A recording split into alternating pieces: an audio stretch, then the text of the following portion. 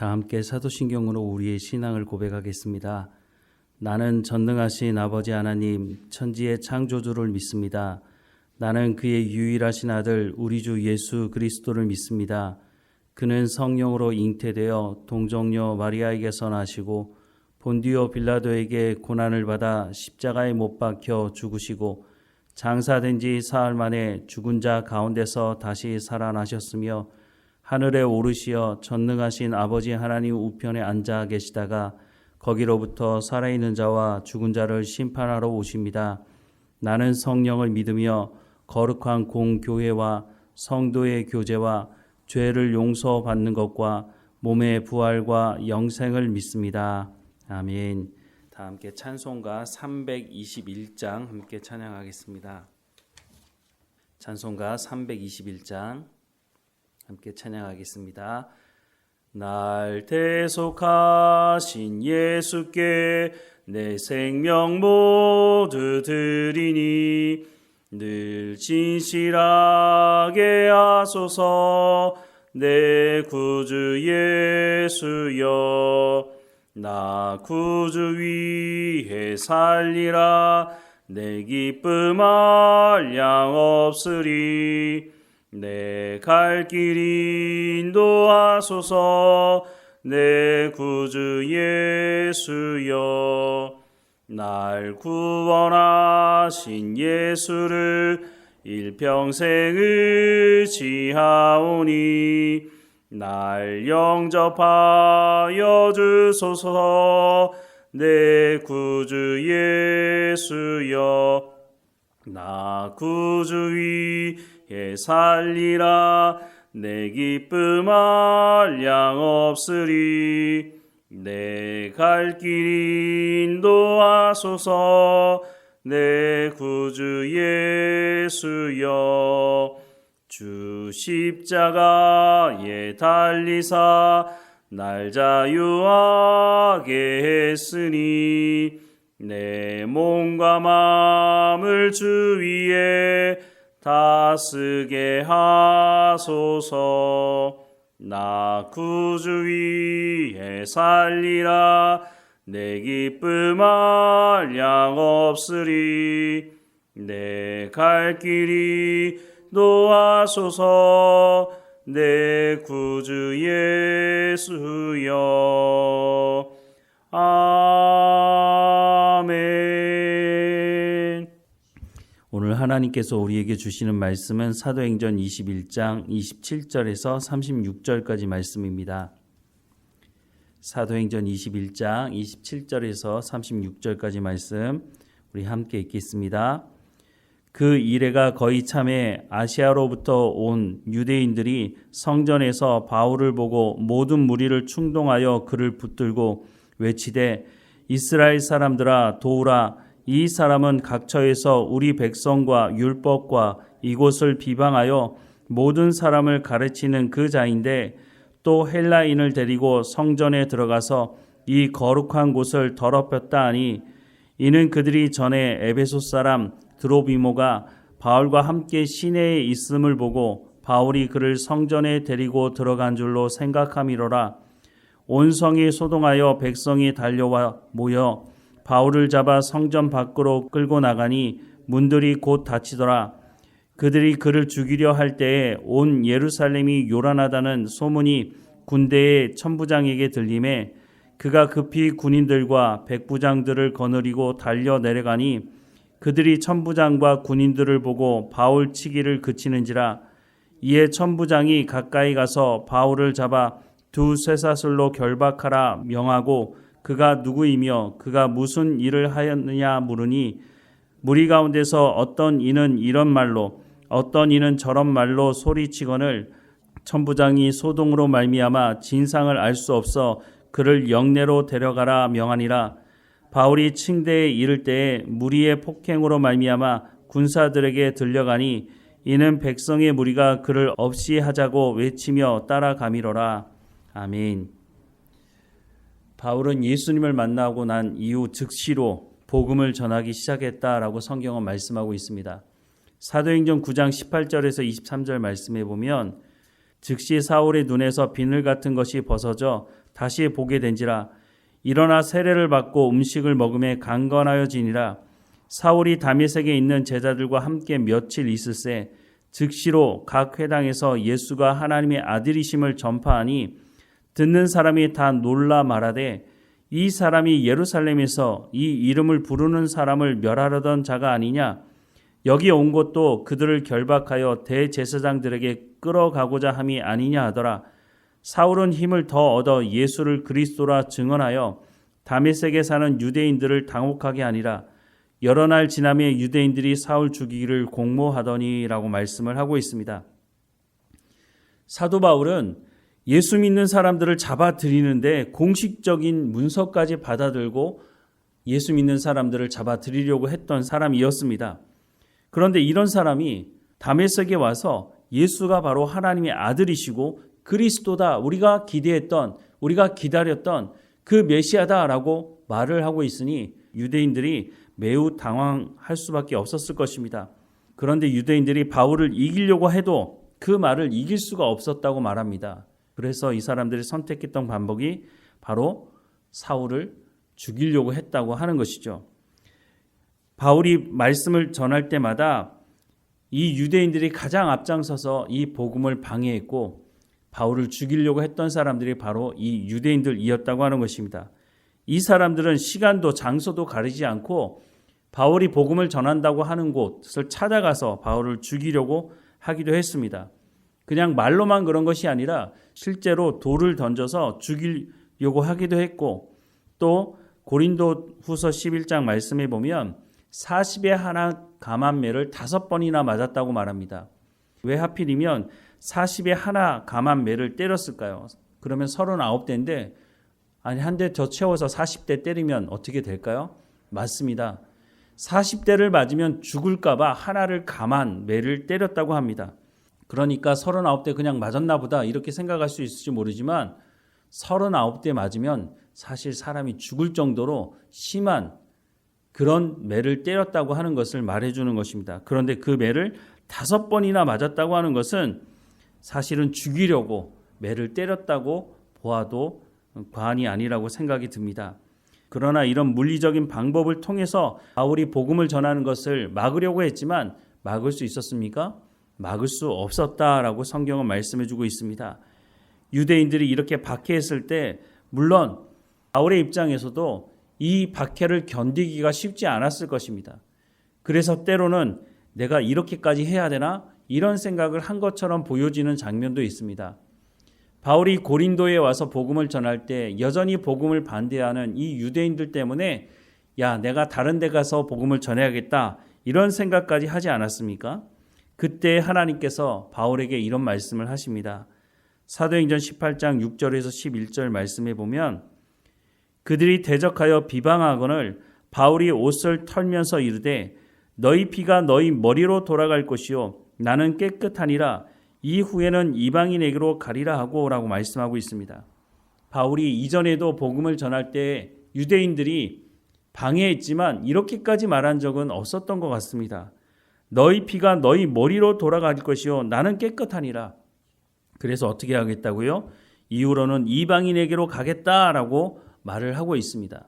얼마나 힘들었으면 이렇게 말했을까 하는 생각을 합니다. 7절의 말씀에 보면 거기서 옮겨 하나님을 경외하는 디도 유스도라 하는 사람의 집에 들어가니 그 집은 회당 옆이라. 또 회당장 그리스보가 온 지방과 더불어 주를 믿으며 수많은 고린도 사람도 듣고 믿어 세례를 받더라. 밤에 주께서 환상 가운데 바울에게 말씀하시되 두려워하지 말며 침묵하지 말고 말하라. 내가 너와 함께 있음에 어떤 사람도 너를 대적하여 해롭게 할 자가 없을 것이니 이는 이 성중에 내 백성이 많음이라 하시더라. 1년 6개월을 머물며 그들 가운데서 하나님의 말씀을 가르치니라 라고 말씀하고 있습니다. 그렇게 해서 고린도 교회가 세워지게 됐죠. 하나님께서 뭐라고 말씀하셨다고요? 이 성중에 내 백성이 많다. 그러니 어떻게 하라고요? 내가 너와 함께 있음에 어떤 사람도 너를 대적하여 해롭게 할 자가 없을 것이다. 그러니 담대하게 복음을 전하라 라고 말씀을 하고 있습니다. 하나님께서 이렇게 말씀하신 것을 보면 바울이 고린도에 있을 때 야, 정말 저 유대인들 지긋지긋하다. 내가 저들에게 복음을 전하지 말고 이방인에게로 향해 가야겠다라고 마음을 먹을 정도로 힘들었다고 하는 것을 우리가 추측해 볼 수 있는 것이죠. 바울은 자신의 열심을 가지고 복음을 전하며 다니지 않았습니다. 사람의 열심으로 복음을 전하는 것은 한계가 있습니다. 오늘 우리가 복음을 전하다가 이런 일, 바울이 당한 일까지 당하지는 않지 않습니까? 최소한 한국에서 복음을 전할 때는 이런 일은 당하지 않습니다. 물론 전 세계에 흩어져서 복음을 전하는 선교사들이 지금도 여전히 복음을 전하는 것 때문에 순교를 당하는 일이 있기도 합니다. 그런데 한국에서 복음을 전할 때는 이와 같은 일을 우리가 경험하지는 않습니다. 하지만 우리의 열심으로 복음을 전하다 보면 우리를 향해 욕하고 심지어는 손찌검하는 사람들을 만나게 됐을 때 내가 이런 일 당하려고, 내가 이런 말 들으려고 내가 복음 전하는 것 아닌데? 라고 하는 마음의 감정에 상함을 받을 때가 있습니다. 그런데 그때 우리가 바울이 어떻게 복음을 전했는지를 생각해 봐야 할 것입니다. 바울이 복음을 전한 가장 중요한 이유는 우리의 죄의 문제를 해결하고 주께로 가는 길이 예수 그리스도를 믿는 것 외에는 다른 길이 없고, 또 바울이 먼저 예수님을 만나고 이 생명의 체험을 했기 때문에 바울이 빚진 자라고 말하지 않습니까? 그래서 하나님의 말씀을 전하는 일에 있어서 자신의 생명도 아까워하지 않는다고 말하고 있는 것입니다.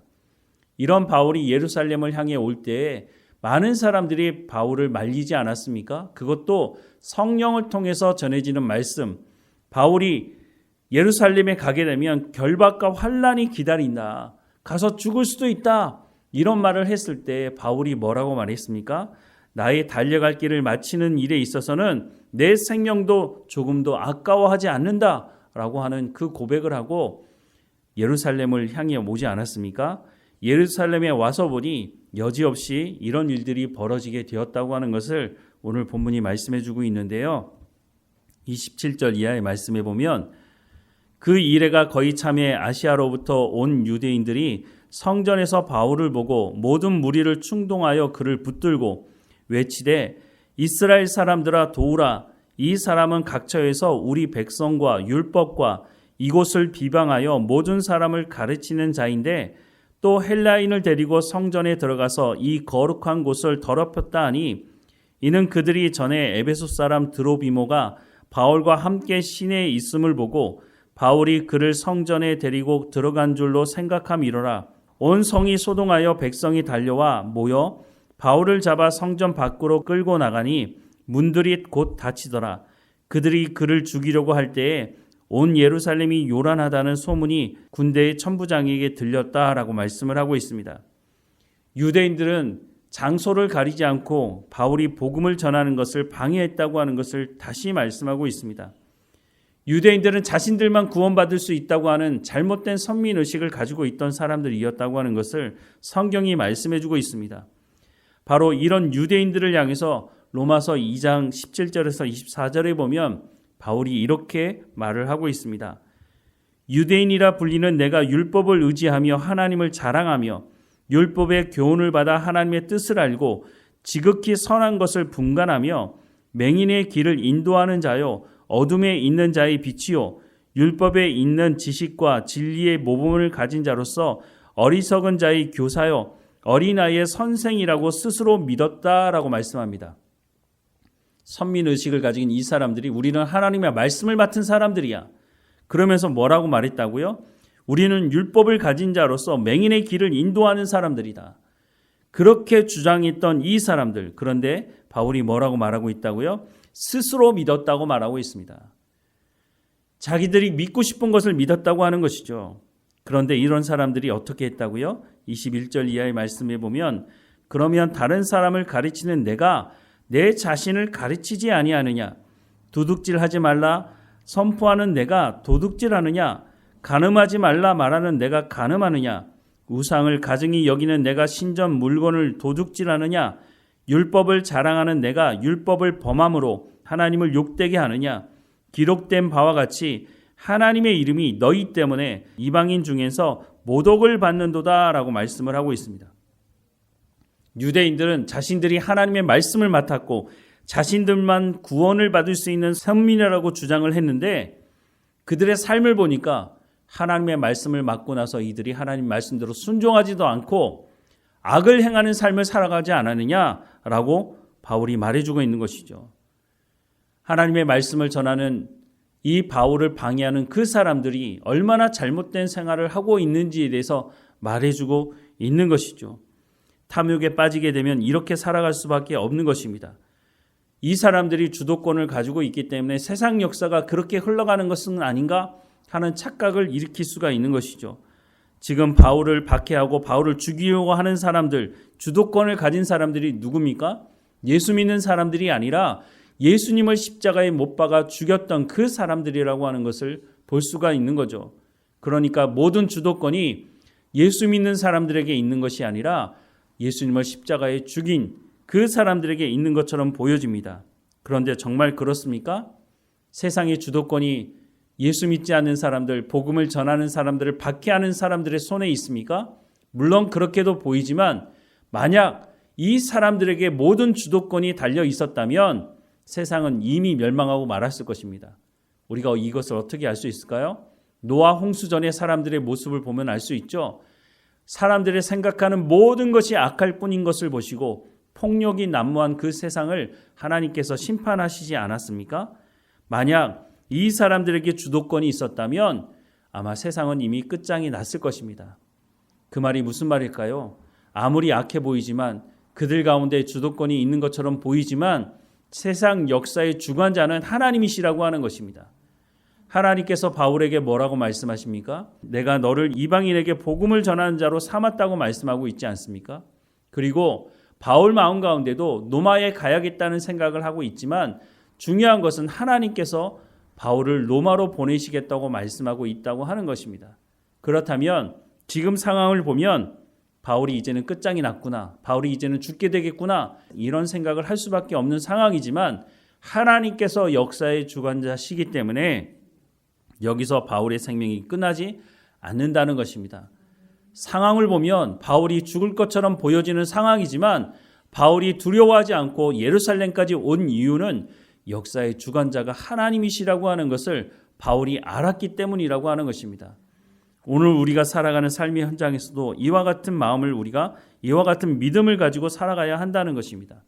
세상을 볼 때마다 야, 세상이 참 악하다. 정말 이 세상의 종말이 올 수밖에 없겠구나라는 생각을 하게 되지만 세상의 권력을 가진 사람들을 통해서 이렇게 흘러가는구나라고 생각할 수밖에 없는 모습을 보게 되지만 하지만 그렇지 않다고 하는 것을 성경은 우리 가운데 분명히 말씀해주고 있다고 하는 것입니다.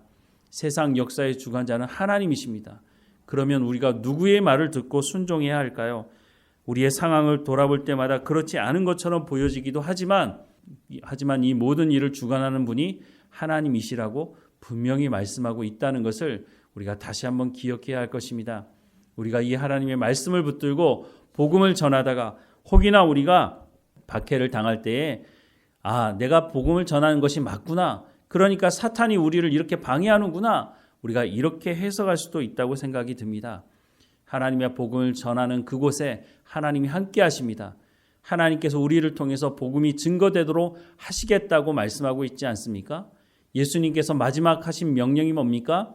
세상 끝날까지 우리와 함께 하신다고 말씀하신 예수님께서 우리에게 땅끝까지 이르러서 복음을 전하라고 내가 너희에게 분부한 모든 것을 가르쳐 지키게 하라고 말씀하고 있다는 것을 우리가 기억하며 오늘 우리 가운데 맡겨진 모든 사명을 온전히 감당하며 살아가는 우리의 삶이 되기를 주님의 이름으로 축원합니다.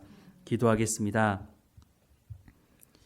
사랑하는 하나님, 세상 역사를 볼 때에 또한 세상의 권력을 가진 탐욕에 빠진 교만한 그 권력을 가진 사람들이 세상을 이끌어가는 것처럼 보일 때 절망하게 됩니다.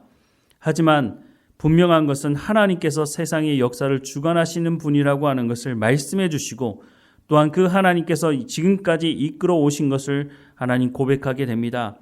복음을 전할 때 박해하는 사람들이 그 힘을 가지고 복음을 방해할 수 없었다는 것을 오늘 본문을 통해서도 보게 됩니다.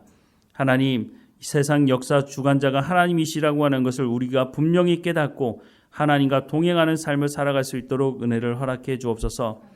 그래서 오늘 우리가 살아가는 삶의 현장에서 복음을 증거할 때에 복음을 가로막는 일이 있다면 그 일을 통해서 우리가 절망에 빠지지 않게 하시고 이 일을 통해서 나를 통해서 복음이 세상 끝까지 흘러가게 하실 하나님을 기대하며 담대하게 복음을 증거하는 우리의 삶이 될 수 있도록 은혜를 허락해 주옵소서. 오늘도 깨어 있으며 하나님과 동행하게 하시고 우리가 어느 곳에 있든지 성령의 열매를 통해서 복음의 증거자로 삶을 살아갈 수 있도록 은혜를 허락해 주옵소서. 세상 주관자이신 하나님을 온전히 의지하게 하시고 하나님 우리를 통해서 복음이 증거되게 하시는 그 놀라운 은혜를 우리도 맛보며 하나님의 영광을 보며 살아가는 우리의 삶이 될 수 있도록 은혜를 베풀어 주옵소서. 오늘도 하나님과 동행하며 감사하게 하시고 우리의 자녀들 어느 곳에 있든지 하나님과 동행하며 하나님의 말씀을 듣고 순종하며 살아가는 우리의 자녀들 될 수 있도록 은혜를 허락해 주옵소서. 몸이 연약한 성도들 한 사람 한 사람마다 지켜주시고 강건하여지게 하시고 하나님을 예비하며 하나님께서 맡겨주신 사명을 온전히 감당하는 삶을 살아갈 수 있도록 하나님 늘 인도해 주옵소서. 늘 우리와 함께 하시는 하나님께 감사드리고 예수님의 이름으로 기도드립니다. 아멘. 하늘에 계신 우리 아버지, 아버지의 이름을 거룩하게 하시며 아버지의 나라가 오게 하시며 아버지의 뜻이 하늘에서와 같이 땅에서도 이루어지게 하소서. 오늘 우리에게 일용할 양식을 주시고 우리가 우리에게 잘못한 사람을 용서하여 준 것 같이 우리 죄를 용서하여 주시고 우리를 시험에 빠지지 않게 하시고 악에서 구하소서. 나라와 권능과 영광이 영원히 아버지의 것입니다. 아멘.